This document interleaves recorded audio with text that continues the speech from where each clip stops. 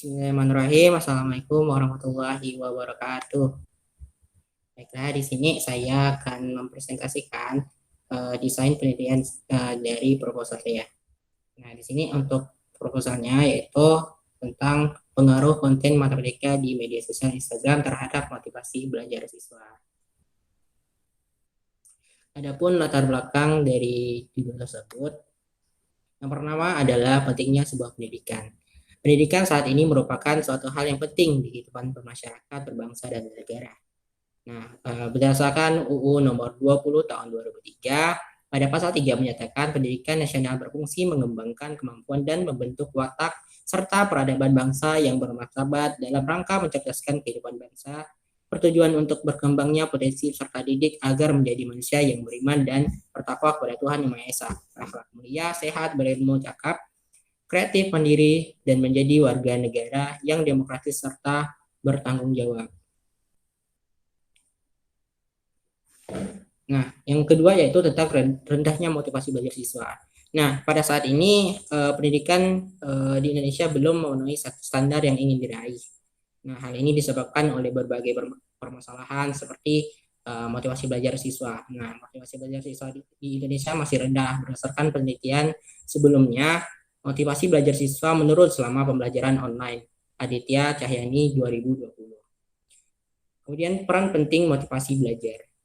Nah, motivasi belajar memiliki peran penting untuk menjadi pendorong siswa dalam belajar. Memiliki motivasi belajar yang tinggi juga berpengaruh untuk semangat siswa. Berdasarkan penelitian sebelumnya, motivasi belajar memiliki pengaruh yang baik terhadap prestasi belajar matematika siswa. Muhammad Kamaluddin tahun 2017. Kemudian faktor yang mempengaruhi motivasi belajar. Motivasi belajar dapat dipengaruhi oleh dua faktor, yaitu faktor internal dan faktor eksternal. Menurut Syamsul Yusuf 2009-2003, faktor internal yaitu faktor fisik, nutrisi, kesehatan, dan fungsi-fungsi fisik. Faktor psikologis berhubungan dengan aspek-aspek mendorong dan menghambat aktivitas belajar siswa. Kemudian faktor eksternal meliputi faktor sosial, manusia, guru, konselor, dan orang tua. Kemudian faktor non-sosial, keadaan udara, dingin atau panas, waktu, pagi, siang, sore, atau malam, tempat, sepi, ribut, dan kualitas tempat belajar, serta sarana dan prasarana atau fasilitas belajar. Nah, kemudian berkaitan dengan faktor yang mempengaruhi, di sini ada penggunaan teknologi informasi yang mempengaruhi motivasi belajar. Nah, sarana dan prasarana adalah salah satu komponen penting dalam mempengaruhi motivasi belajar siswa. Nah, penggunaan sarana dan prasarana ini di dalamnya juga termasuk teknologi. Nah, kemajuan teknologi memberikan dampak baik nih dalam peningkatan sarana dan prasarana. Saat ini penggunaan teknologi untuk pembelajaran sudah menjadi hal yang biasa. Kemudian pengguna media sosial yang besar di Indonesia. Nah, pengguna media sosial yang besar di Indonesia ini berdasarkan hasil riset Where Social Hot Suite pada Januari 2019, pengguna media sosial di Indonesia mencapai 150 juta atau 56% dari total populasi, Databox 2019. Kemudian dari media sosial tersebut, Instagram menjadi salah satu media sosial yang terbanyak penggunanya di Indonesia. Nah, ini berdasarkan Databox, itu pengguna media sosial Instagram di Indonesia mencapai 91 juta pengguna, Databox 2019. Nah, dari berdasarkan paparan dan fenomena-fenomena yang dipaparkan di atas, maka hal tersebut menjadi landasan penulis untuk ingin mengetahui pengaruh konten matematika di media sosial Instagram terhadap motivasi belajar siswa. Yang kedua yaitu rumusan masalah. Nah, di rumusan masalah ini ada 3 yang saya rumuskan. Yang pertama, apakah konten matematika di media sosial Instagram berpengaruh terhadap motivasi belajar siswa? Kemudian yang kedua, bagaimana pengaruh konten matematika di media sosial terhadap motivasi belajar siswa? Yang ketiga, apa faktor-faktor yang menyebabkan konten matematika di media sosial Instagram berpengaruh terhadap motivasi belajar siswa? Yang ketiga yaitu definisi operasional. Nah, di definisi operasional ini ada beberapa. Yang pertama yaitu pengaruh. pengaruh dalam penelitian ini yaitu mengukur dampak yang terjadi pada motivasi belajar siswa yang disebabkan oleh konten matematika di media sosial. Kemudian yang kedua, media sosial. Media sosial yang yaitu media untuk mempermudah interaksi dua arah yang difasilitasi oleh teknologi. Kemudian Instagram. Instagram yaitu sebuah platform yang menyediakan konten-konten matematika. Konten matematika yaitu konten yang disajikan di media sosial Instagram berkaitan dengan matematika yang dikemas secara menarik. Kemudian ada motivasi belajar. Motivasi belajar yaitu hal yang mendorong untuk melakukan kegiatan belajar. Yang keempat yaitu kajian teori. Nah, di kajian teori ini dibahas pengaruh, kemudian media sosial, Instagram, konten matematika, dan motivasi belajar. Kelima, metode penelitian. Nah, di sini ada tempat dan waktu penelitian yaitu SMA Negeri 3 Pontianak.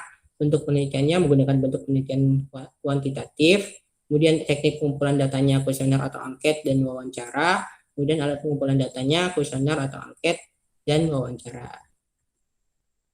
Nah, yang selanjutnya yaitu prosedur penelitian. Nah, di prosedur penelitian ini ada 3 tahap, yaitu ada tahap pendahuluan, tahap pelaksanaan, dan tahap akhir. Tahap pendahuluan ini ada beberapa langkah, yaitu mengidentifikasi masalah, kemudian melakukan observasi, kemudian menyiapkan surat izin penelitian, kemudian peneliti melakukan konsultasi terkait waktu pelaksanaan penelitian dan dengan pihak sekolah dan guru matematika di SMA Negeri 3 Pontianak. Kemudian melakukan pertemuan dengan guru matematikanya, terus memilih kelas yang akan dijadikan sumber utama data, kemudian menyusun kisi-kisi kuesioner atau angket dan kisi-kisi wawancara. Kemudian ada menyusun kuesioner dan angketnya. Kemudian yang terakhir yaitu menyusun pertanyaan wawancara. Untuk tahap pelaksanaan, peneliti memberikan kuesioner atau angket kepada siswa, kemudian menjelaskan tentang konten matematika di media sosial, Instagram, dan memperlihatkan kepada siswa. Peneliti memberikan kuesioner atau angket kepada siswa, kemudian peneliti mewawancarai siswa. Kemudian tahap akhir ini peneliti memberikan skor terhadap hasil kuesioner atau angket siswa. Kemudian memberikan skor juga terhadap hasil wawancara, dan juga selanjutnya yaitu menganalisis skor dengan metode yang telah ditentukan, dan juga yang terakhir menyusun dan melaporkan hasil penelitian. Untuk teknik analisis datanya di sini menggunakan analisis regresi sederhana. Data hasil kuesioner atau angket dan wawancara yaitu berupa data kuantitatif. Data kuantitatif tersebut diperoleh dengan memberikan skor pada data kualitatif dengan skala Likert. Mungkin sekian yang dapat saya presentasikan. Untuk kurang dan lebihnya mohon maaf. Terima kasih. Mungkin dari teman-teman pembahas ada yang ingin ditanyakan, saya persilahkan.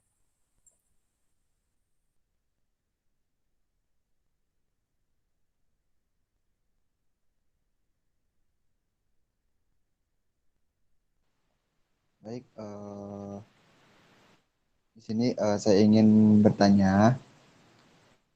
Yang pertama itu terkait judul Anda. Nah, kenapa sih Anda memilih judul tersebut? Apa sih yang buat menarik gitu? Lalu yang kedua, apakah rumusan masalah Anda tadi itu cocok gitu dengan latar belakang Anda? Nah, mungkin itu yang ingin saya tanyakan. Terima kasih. Oke, terima kasih untuk pertanyaannya. Mungkin langsung saya jawab ya. Nanti untuk yang pertama mungkin terkait alasan saya memilih judul tersebut ya. Nah, dari judul itu tentang pengaruh konten matematika di media sosial terhadap motivasi belajar siswa. Nah, di sini yang menjadi alasan saya yang pertama yaitu tentang motivasi belajar siswanya. Nah, di sini yang saya lihat bahwa motivasi belajar siswa itu masih rendah gitu, apalagi dengan terjadinya pandemi COVID-19. Nah, di Indonesia sendiri dari hasil penelitian sebelumnya itu dikatakan bahwa motivasi belajar siswa di Indonesia itu masih rendah gitu, masih rendah. Sehingga dari situ saya ada kepikiran nih buat bagaimana sih meningkatkan motivasi belajar siswa nih. Nah, salah satunya yaitu dengan penggunaan teknologi, apalagi penggunaan teknologi di Indonesia itu sudah sangat besar. Berdasarkan dari data box 2019, pengguna media sosial di Indonesia itu mencapai 150 juta orang atau 56% dari total populasi seperti itu. Kemudian untuk pertanyaan yang kedua, keterkaitan ya antara rumusan masalah dengan latar belakang. Nah, di sini untuk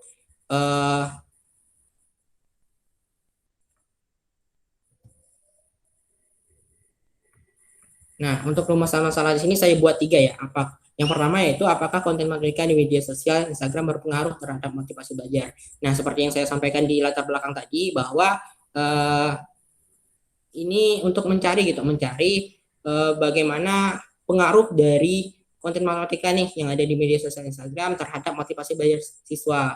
Karena tadi di situ disampaikan bahwa motivasi belajar siswa itu masih rendah, dan juga di sini